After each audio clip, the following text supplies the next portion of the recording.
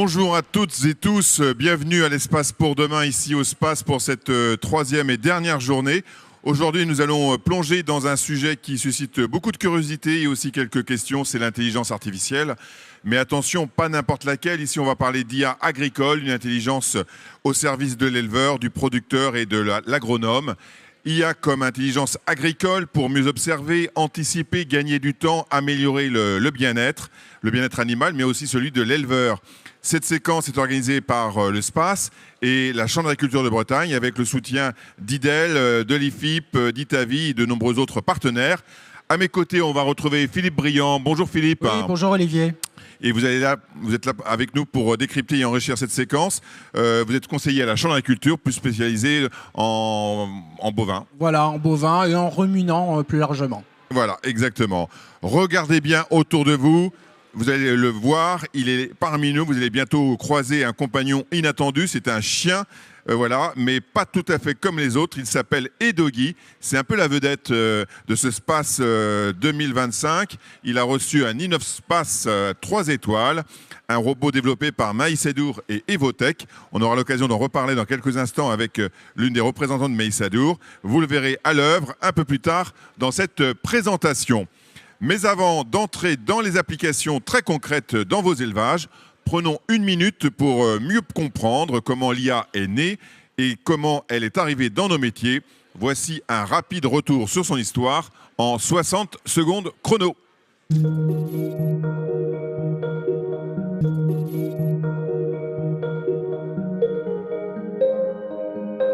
Intelligence artificielle ou IA, c'est l'ensemble des techniques développant des programmes informatiques complexes, capables de simuler certains traits de l'intelligence humaine. Alan Turing, mathématicien et cryptologue britannique, considéré comme le pionnier de l'IA.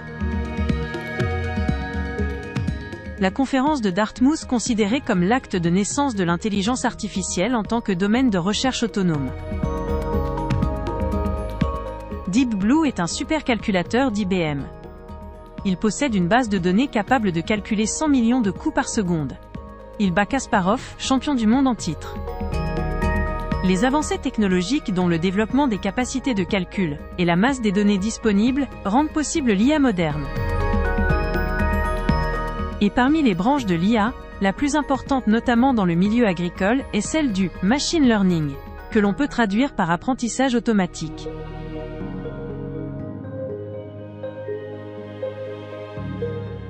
Vous utilisez peut-être déjà l'IA sans le savoir. C'est un outil d'aide à la décision ou à la visualisation. Et c'est important de rappeler que c'est bien l'exploitant qui prend la décision finale. L'IA peut aussi signifier intelligence agricole. Voilà pour le décor et maintenant voyons ensemble ce que l'IA apporte déjà aujourd'hui aux exploitations agricoles. Première application, l'IA devient un vrai copilote de l'éleveur, l'IA au service de l'éleveur. Et oui, maintenant, dans les exploitations agricoles, et déjà d'ailleurs depuis plusieurs années, les éleveurs sont équipés de nombreux capteurs, que ce soit au niveau de leurs animaux, l'avènement, on va dire, des smartphones, des outils communicants, de l'informatique, permet aujourd'hui d'avoir une communication en temps réel. Les objets connectés, comme ici un herbomètre connecté, permet de mesurer le rendement des prairies. Donc on a tous ces objets connectés qui sont capables de nous envoyer une foule d'informations. Et l'éleveur, l'agriculteur, ma foi, il a plusieurs casquettes, plusieurs métiers. Et l'apport de l'intelligence artificielle permet en fait d'aider l'éleveur et de travailler 24 heures sur 24 pour utiliser toutes ces données issues des capteurs et en faire des recommandations, optimiser la conduite d'élevage, optimiser la conduite des cultures et donc apporter un gain économique, un gain de temps et surtout apporter des solutions nouvelles aux problèmes et aux problématiques des éleveurs. Voilà, et la deuxième étape, ce sont les yeux et les oreilles de l'IA. Grâce aux caméras et aux capteurs, on peut suivre maintenant le comportement des animaux en continu. C'est l'observation du comportement animal. Alors c'est vrai que une des applications, je dirais, vraiment phare de l'intelligence artificielle, c'est sa capacité à analyser les images, les vidéos, et identifier les animaux déjà, et identifier leur comportement, les qualifier, voir la répartition des animaux dans les bâtiments, voir si les animaux sont couchés, s'ils mangent, s'ils se déplacent. Donc tous ces comportements permettent d'identifier le bien-être des animaux, de savoir si la santé est bonne, si l'ambiance dans les bâtiments est correcte, si le confort de couchage est intéressant. Et c'est vrai que le fait d'utiliser des images, on n'a pas besoin d'équipements envahissants. Une simple caméra suffit. Alors en plus, beaucoup d'animaux sont équipés de capteurs de mouvement par exemple, des colliers autour des vaches. Donc voilà, autant d'équipements qui contribuent à ça. Alors là, sur les images, on voit aussi tout simplement le comptage des moutons grâce à l'intelligence artificielle et aux vidéos. Donc une tâche fastidieuse qui peut être facilitée par l'IA. Voilà, maintenant on va pouvoir dormir tranquille, sans compter les moutons, grâce à l'IA.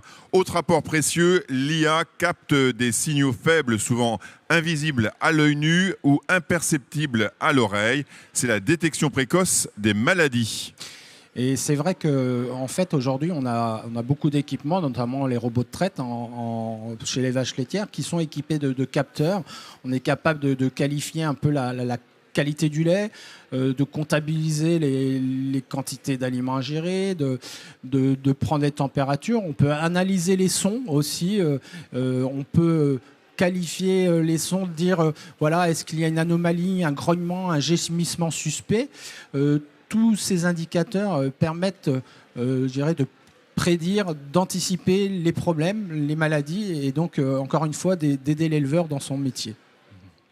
Passons maintenant à l'alimentation. L'IA adapte les rations au kilo près. C'est l'optimisation de l'alimentation. Ouais, alors l'alimentation, c'est vraiment le cœur du sujet chez les éleveurs, parce que, en fin de compte, c'est vraiment l'alimentation, c'est ce qui permet les économies, c'est ce qui permet la performance, c'est ce qui permet le bien-être des animaux, c'est ce qui permet aussi la santé des animaux. Donc c'est vraiment un point clé.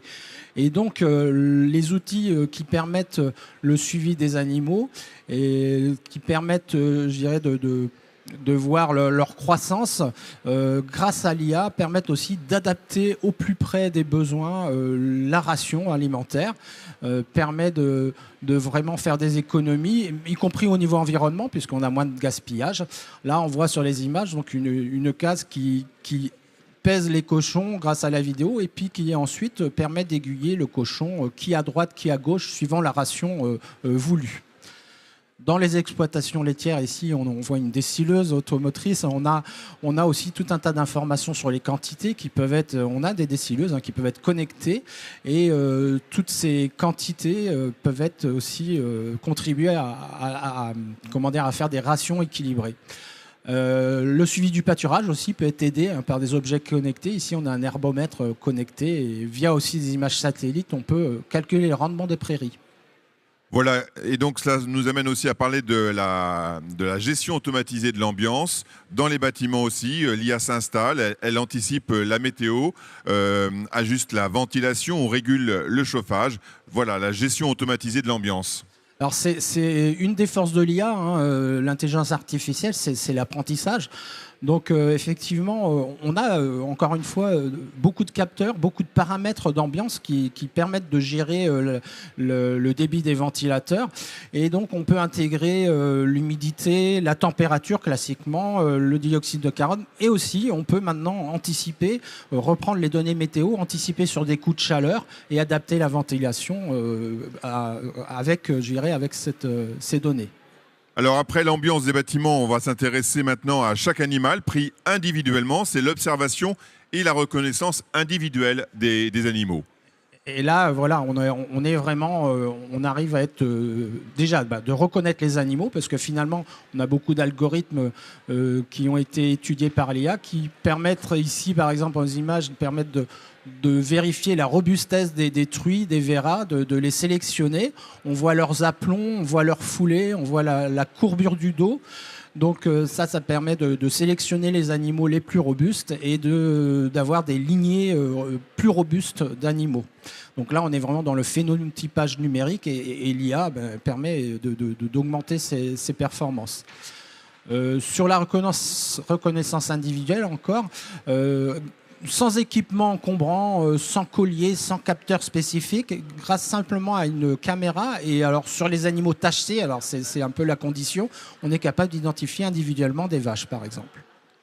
Et on en arrive à une des difficultés parfois que peut rencontrer l'éleveur, c'est l'automatisation, en tout cas c'est la pesée des animaux. Et grâce maintenant à l'IA, on peut automatiser réellement cette fonction, ce travail, et cela permet ainsi de soulager l'éleveur d'une tâche importante et essentielle. Alors, c'est vrai que la pesée des animaux, ça permet de suivre leur croissance, ça permet de les trier. Là, dans les images, on voit la pesée optique des porcs. Alors, cette pesée permet de sélectionner les porcs vraiment qui rentrent dans la gamme voulue. Et ça, c'est un gain économique parce qu'en fait, plus on va être proche de la gamme, de l'objectif de la gamme, mieux on sera rémunéré. Dans le domaine des bovins viande notamment, on a ici un porc-tique qui fait des images en 3 dimensions.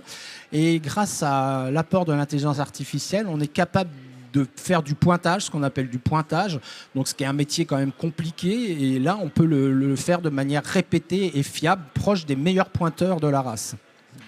Voilà, on en arrive aussi à un aspect important, c'est l'amélioration des conditions de travail. L'IA, ce n'est pas seulement pour les animaux, ça facilite aussi le quotidien de l'éleveur. Voilà, on l'a vu tout à l'heure dans les images, le comptage des moutons, qui paraît une tâche, je dirais, basique, mais en fait c'est très fastidieux. Et là on voit sur la filière œufs la possibilité de trier les œufs. Donc on peut écarter les œufs fissurés, les œufs qui fuitent ou simplement les œufs plus petits de manière efficace grâce aux images et grâce à la puissance de l'intelligence artificielle. On en arrive à maintenant parler des cultures. On va sortir un instant des bâtiments pour aller dans les champs. Et là aussi, l'IA s'applique aux cultures avec drones, satellites, pulvérisation localisée. Oui. Alors c'est vrai que grâce à des services liés à l'imagerie satellitaire, notamment on a un service Chambre d'agriculture qui s'appelle Messatimage, on est capable aujourd'hui de cartographier précisément des parcelles, d'avoir des cartes de rendement. Et ces cartes de rendement permettent en fait de piloter finement la fertilisation. L'intérêt, évidemment, c'est d'apporter la juste dose d'engrais là où il y en a des besoins, sans surdose, sans excès. À la fois, c'est un avantage écologique et économique. Plus loin, sur d'autres domaines, on a la station de Kerguéhennec en Bretagne, la station Chambre d'agriculture, qui travaille, sur les traitements. Alors, si aujourd'hui on essaye de privilégier le désherbage mécanique, par exemple, on a besoin encore de produits de désherbants. Et là, l'enjeu, c'est d'en utiliser la plus petite dose possible.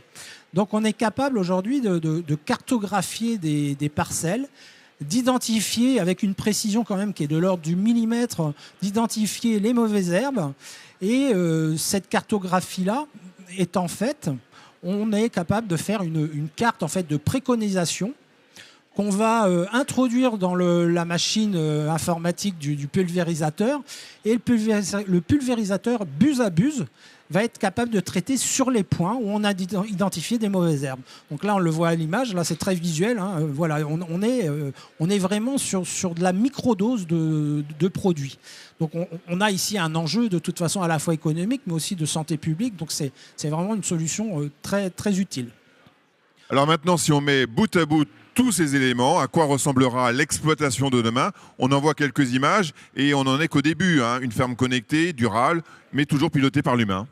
Oui, donc en fait, finalement, toutes ces solutions-là sont au service de l'éleveur. On est bien, c'est bien l'éleveur qui est aux manettes, c'est bien le conseiller qui est aux manettes. Mais toutes ces problématiques sont recueillies, sont discutées, et l'IA est là finalement pour apporter sa pierre à l'édifice et augmenter la performance, rendre le travail plus attractif, rendre la ferme de demain plus attractive, là au service des éleveurs. aux images, là on voit de la télémédecine aussi. On peut avoir, grâce aux outils informatiques, grâce à la téléconsultation, une aide extérieure. Par exemple, un vétérinaire débutant peut être assisté d'un vétérinaire expert. On a vraiment toute la puissance des objets connectés, toute la puissance de l'intelligence artificielle qui vient finalement aujourd'hui déjà construire la ferme de demain. Très bien, Philippe. On vous retrouve dans quelques instants. Vous allez vous rendre sur le pôle matériel pour nous présenter quelques outils, équipements que vous avez sélectionnés, qui vous apparaissent importants ou intéressants en tout cas à mettre en avant au sujet de la thématique de cette année, l'IA, l'intelligence artificielle. Et nous accueillons ici sur le plateau Edogi, le chien robot dédié à la filière volaille. Vous allez voir donc ça, une démonstration avec Laetitia du groupe Maïsadour. Bonjour Laetitia. Bonjour. Voilà, vous êtes au 3e jour du SPACE. C'est ça. 3e jour avec une belle consécration puisque vous avez eu un InnovSpace avec cette belle collaboration avec la société Evotech et le groupe Maïsadour pour réaliser cette collaboration avec Edogi qui a pour but donc de faire en sorte que les volailles rentrent le soir. C'est ça. Donc Edogi, c'est une histoire landaise, puisque Evotech est une société landaise que j'ai rencontrée et à qui j'ai demandé si le robot qu'il présentait pour faire du déminage pendant les JO à Paris pourrait être utilisé pour rentrer les poulets le soir. Et Anthony, cofondateur de l'entreprise, a répondu présent. Donc voilà. Ça, c'est la petite histoire qui permet de lancer la mécanique de la collaboration. Oui. Depuis combien de temps maintenant vous travaillez sur le sujet, sur ce chien qui s'entraîne à ramasser les poules? Donc après une idée, il faut monter un projet. Donc on a monté le projet sur la fin de l'année 2024 et puis après financement et on a débuté le développement à la fin du printemps cette année et l'intelligence artificielle est en train d'être finalisée. Donc le robot sait se déplacer sur un parcours d'élevage, se déplacer autour des cabanes, identifier qu'il y a des arbres pour le bien-être animal et voilà. Et on passe là sur la partie contact avec le poulet. Donc comment est-ce qu'on aborde un poulet quand on est un robot chien qui fonctionne à l'intelligence artificielle pour faire en sorte qu'il rentre dans les cabanes. Et comment vous travaillez avec l'intelligence artificielle? Ça veut dire que vous faites rentrer des données à partir de ce que le chien réalise, vous analysez son comportement et à partir de là, il s'améliore, c'est ça à chaque fois? Sur la partie mobilité, c'est grâce à un lidar qui va repérer les obstacles et qui va apprendre à les contourner, qui va repérer aussi si l'obstacle l'intelligence artificielle va enregistrer si c'est un obstacle permanent ou si il s'enlève. Donc, par exemple, si on se met devant le chien une première fois, si le robot repasse une deuxième fois mais qu'il ne voit plus d'obstacle, il se dit ah bah c'était temporaire. Sur la partie contact avec le poulet, donc ce sera de la reconnaissance avec une caméra. Donc on est en train de voir quelle sera la technologie la plus pertinente pour bien reconnaître les poulets. Et après sur la partie comportementale, ça reste assez technique pour moi, mais c'est vraiment qu'est-ce que je fais quand je suis en face d'un poulet. Est-ce que je pars à droite, à gauche? Est-ce que je le contourne pour avoir la meilleure efficacité? Donc là, je pense qu'il y aura un peu d'apprentissage. L'humain va probablement devoir donner quelques tactiques. D'accord. Donc là, on en est encore à la phase expérimentation. Beaucoup d'investissements de la part du groupe pour lancer cette mécanique et mettre en place ce projet. Vous avez des soutiens également, peut-être? On est soutenu par le projet en lui-même est soutenu par la région Nouvelle-Aquitaine qui finance le développement de l'intelligence artificielle en finançant Evotech. Et Maïsadour est deuxième partenaire sur le financement de ce projet. D'accord. Et donc commercialisation en 2026. C'est ça. D'accord. Avec un projet qui peut être soutenable pour les éleveurs. Vous avez estimé à peu près, je crois, 10 000 euros, c'est ça à peu près la vente? On s'engage à ce soit moins 10 000 euros et après on espère que ce sera moins. Évidemment, s'il y a des commandes, on pourra faire baisser le prix parce qu'il y aura un effet de masse. Bien sûr. Mais on a déjà des éleveurs qui ont calculé que ça pouvait être rentable de se libérer du temps 1h30, 2 heures par soirée. Voilà, pour une tâche qui n'est pas la plus pertinente, la plus c'est une tâche qui est indispensable, Voilà. Puisque si on veut retrouver ses poulets le lendemain matin, il vaut mieux les enfermer. Par contre, c'est une tâche qui est très contraignante puisque ça se passe au moment du coucher du soleil.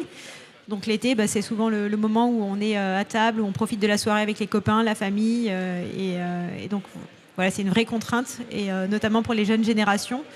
Je pense que c'est encore plus compliqué d'accepter ça dans un moment où on recherche de la flexibilité sur son temps de travail, sur son organisation.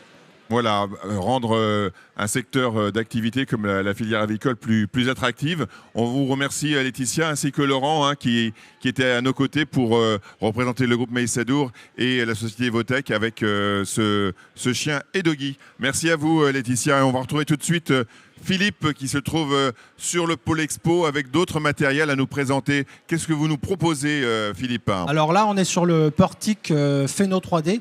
Donc c'est un portique équipé d'une dizaine de caméras, finalement des caméras grand public qui font de la vidéo 3D et ce portique est capable de peser les animaux, de les pointer, de leur donner une note.